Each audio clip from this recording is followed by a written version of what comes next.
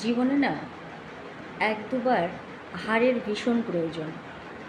জেতাটা যেমন মূল্যবান, তেমনি হারটাও কিন্তু ভীষণভাবে মূল্যবান।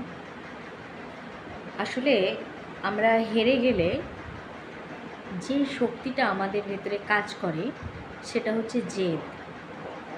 একটা মানুষ যখন হেরে যায় তার মধ্যে জেতার চান্স কিন্তু অনেক অংশে বেড়ে যায়, কারণ তার মধ্যে জেতার একটা খিদে তৈরি হয় যে আমাকে জিততেই হবে, আমি জিতবই। আর যেখানে যেখানে ভুল ছিল সেই সব জায়গাগুলো পুনরায় শুধরে নিয়ে একটা মানুষ কিন্তু আরও 100 ভাগ সাহসের সঙ্গে, সততার সঙ্গে তার যুদ্ধটা জেতার জন্য প্রস্তুত হতে পারে। তাই হারটা কিন্তু আমাদের জীবনে ভীষণভাবে দরকার। সবসময় যে জিততেই হবে এমন নয়, একটু হেরে যাওয়াও দরকার।